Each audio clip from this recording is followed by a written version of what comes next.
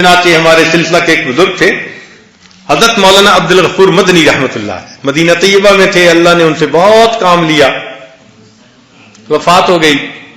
Doctor آیا، اسٹیتھوسکوپ لگاتا ہے، کہتے نہیں ابھی پیلپیٹیشن ہو رہی ہے۔ 9 گھنٹے ڈاکٹر نے ان کو نہلانے نہیں دیا۔ 9 گھنٹے کے بعد پھر حضرت کے خلیفہ تھے، وہ تشریف لائے تو وہ تو معاملے کو سمجھتے تھے، تو انہوں نے پھر ڈاکٹر کو کہا کہ ڈاکٹر صاحب، جس دل نے لاکھوں دلوں کو زندہ کیا اس دل کو کیسے موت آ سکتی ہے؟ جس دل نے لاکھوں دلوں کو زندہ کیا اس دل کو کیسے موت آ سکتی ہے؟ اب ہمیں حضرت کو نہلانا چاہیے، دفنانا چاہیے، تب ان کو دفنایا۔ ہمارے اپنے قریب ساتھی تھے، شیخ ظہیر احمد ان کا نام تھا، نوجوان تھے، بالکل سفید داڑھی۔ ہمارے یہاں مہد میں سب سے پہلے جو کام کرنے والے احباب تھے ان کی خدمت میں امیر وہی تھے، مگر اللہ نے ان کو بہت نیکی دی تھی۔ امیر گھرانے کے بچے تھے، ابتدائی ساری زندگی جاپان میں گزری۔ آپ سمجھ سکتے ہیں کہ جس کی ابتدائی جوانی جاپان میں گزری ہو وہ کیسی نعمت کا پلا ہوا ہوگا۔ اور ایسے امیر ماں باپ کا بیٹا تھا کہ جب واپس اپنے ملک آیا تو اس کے والد کا کام تھا کرنسی چینجنگ، جو بزنس ہوتا ہے، جو کرنسی چینجر کا کام کرتا ہو اس کا تو بینک اپنا ہوتا ہے، یوں سمجھ لیں۔ کچھ باپ کا بیٹا تھا، کچھ عرصہ کام کیا، پھر اللہ رب العزت نے اس طرف متوجہ کیا، مجھے کہنے لگا جی کہ بس مجھے آپ اس دین کے کام میں اپنے ساتھ جوڑ لیں۔ میں نے کہا بھائی اپنے والد صاحب سے اجازت لے کے آئیں۔ وہ گیا، والد صاحب سے بات کی، بھائیوں کو مطمئن کیا۔ اس کے بھائی نے کہا کہ ہم ایک پورے شہر میں جو کرنسی چینج کی دکان ہے وہ صرف تمہیں دے دیتے ہیں۔ اس نے کہا میں نے دنیا میں بہت دیکھ لیا، اب مجھے بس اس لائن میں تھوڑا آگے بڑھنے دے۔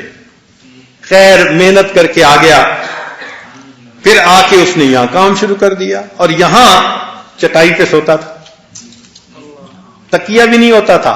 ہمیں تو یہ بعد میں پتا چلا نا، ہم سمجھتے تھے سب سو گئے تو جو سلانے والا ہے وہ بھی سو گیا ہوگا۔ وہ پتا چلتا تھا کہ سلانے والا سب کو سلا کے الگ جا کے تہجد کی نیت باندھ لیتا تھا اور مراقبے کی نیت سے بیٹھ کے بیٹھے بیٹھے نیند پوری کر لیتا تھا، لیٹ کے سوتا ہی نہیں تھا۔ مہینوں اس طرح گزرتے تھے اس اللہ کے بندے۔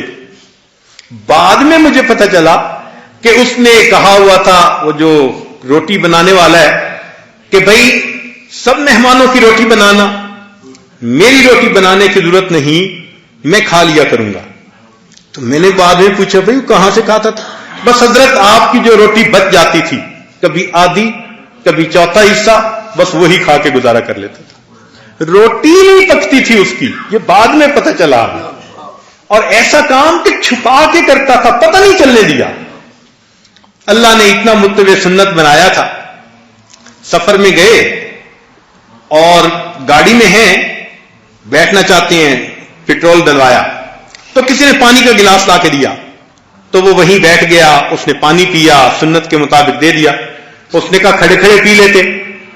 کہنے لگا کہ میں تو نبی علیہ الصلوۃ والسلام کی سنت کی مخالفت ایک سانس کی دیر بھی نہیں کر سکتا، پانی پینے میں تو کئی سانس لینے پڑ جاتے ہیں، میں اتنی دیر بھی مخالفت نہیں کر سکتا، پانی پینے میں تو کئی سانس لینے پڑتے۔ ایسی اللہ نے ان کو دل کی حضوری عطا کی تھی۔ اللہ کی شان کہ ایک دن ایسا آیا کہ گاڑی میں جا رہے تھے اور ایکسیڈنٹ ہو گیا، اور ایکسیڈنٹ ایسا ہوا کہ ان کا سر جو تھا نا وہ سیدھا ڈیش بورڈ کے اوپر، اور وہ جو کھلتا ہے کچھ بیلون وہ کھلا نہیں، اللہ کو منظور ایسے تھا۔ چنانچہ قریبی ہاسپٹل میں لے گئے، انہوں نے کہا جی کہ یہ ذرا مسئلہ ہے، اس کو بڑے ہاسپٹل میں لے جائیں۔ بڑے ہاسپٹل میں لے گئے، ہمیں اطلاع ملی، ہم بھی پہنچ گئے، ان کو مشین کے اوپر لٹا دیا، سپورٹ جو لائف سپورٹ ہوتی ہے، اور چالو کر دیا۔ اب جب ڈاکٹر چیک کرتے ہیں